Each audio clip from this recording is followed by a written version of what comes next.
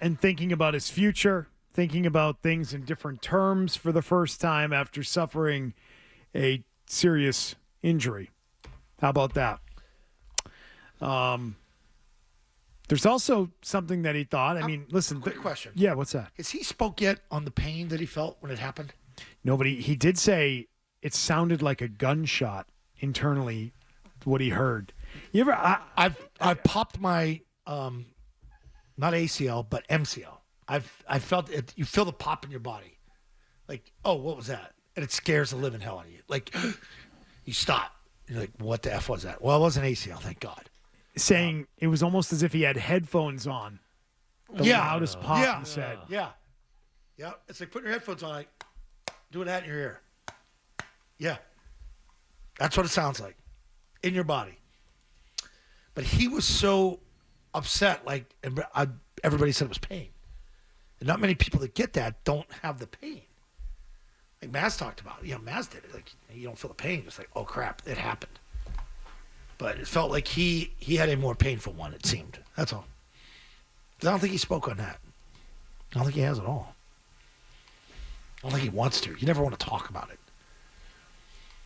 It's like the worst time of your life, you know? So everything starts going through your head when you do it, huh? Yeah, I think your thoughts, is career, season, my game, my invincibility. Like, that dude felt he was probably invincible. Let's call it for what it is, right? Yeah, he could do everything. It's his team. He's top 5 player in the league, man. Like, unstoppable. And he talked about, like, I can't walk upstairs, man. I'm like, that sucks. It sucks. Can't go up on your toe. Can't press off. And you don't have that power yet in your leg. All that time in the boot. Well, he actually did an interview with People Magazine. It was on a Zoom call. He talked to everybody. That was so loud, so disgusting. It was not that loud. It was that loud. Picked up on every other mic in here. I have headphones on and I could hear it. It was that loud. It was picked up by the other 2 microphones in the room. Anyway, Jayson Tatum talks to People Magazine. He's talking to everybody. He's going on like a big press tour yesterday. Yeah. And he said, why do you think he's doing this? I don't know. I'm not quite sure. Popularity thing to get more personality. That's what I think, right? Yeah. You're not going to be playing, so trying to build your brand a little bit. What's the criticism of him? He's not like that. He's not SGA SGA. too. That's just that part's like he went through. Remember they used to call it the car wash? Yes. Yeah. So the story reads, in the locker room, surrounded by his trainer and his mom, Brandy Cole, Tatum was inconsolable. Quote, I literally sat there and cried for 2 hours because so many things ran through my mind. Damn, is my career over? Am I going to get traded? Are all of my partners going to drop me? My basketball career flashed in front of my eyes. I'm in my prime and I'm one of the best basketball players in the world, and it felt like it was all taken away. Oh, my basketball partner's going to drop me. He's talking about his sponsors. He's talking about his endorsement deals. He's talking about Nike. Talking about that TV deal. You didn't get arrested. You got hurt. No, but done for the year. Backseat. I'm never going to be the same player again after this injury. Dude, you're already making $360 million. Okay. The money's going to come with the marketing anyway. Like, they're not going to leave you because you got hurt. Like you know what I mean? I read it.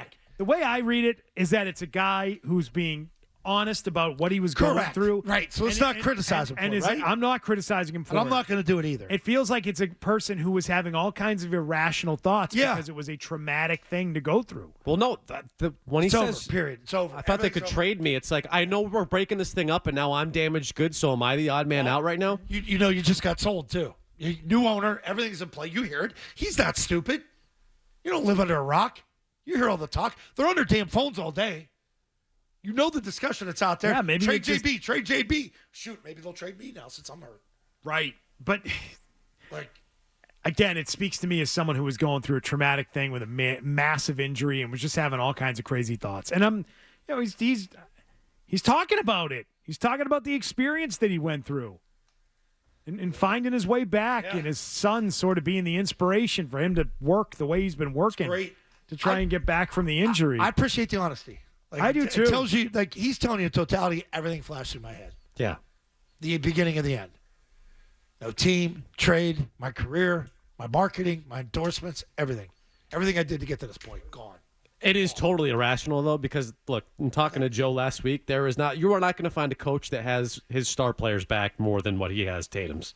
That is his guy. Like, we're watching it here when he tore it, and he goes down. Like, everybody knows the severity of it right now. Like, he's still spinning around on it, screaming. Like, so to kind of prove how crazy this is, like the irrational thoughts, to hat tip HT to Kevin Majori, I think we know why he was doing it now.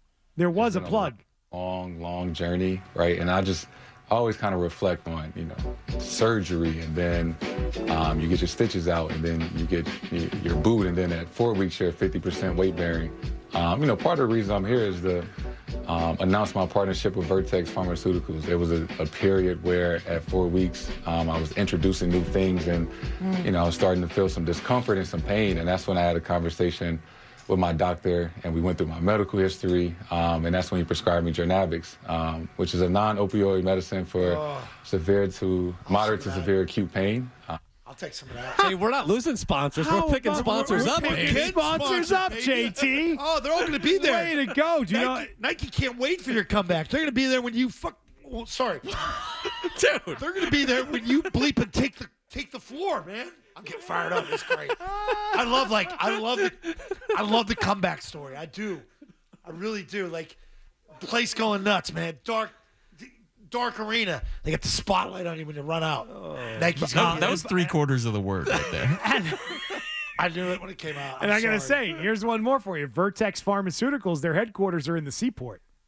Their world headquarters are here. They have research here. They have their teams here. He'll be moving to the Seaport next. How about that? That is a nice Boston tie-in for JT. He's going to be on your box that you buy a TV in. It was TCL. Yeah. Is that what it is? Yes. Yeah. Or no, it's not that. It's another one. Whatever it starts. Vizio? Is he a Vizio guy? All right, Whatever it is, he's going to be on your TV. He's going to be selling you a pair of Nikes, and now he's selling you non-opioid pain relief. He'll be on the side of a bus.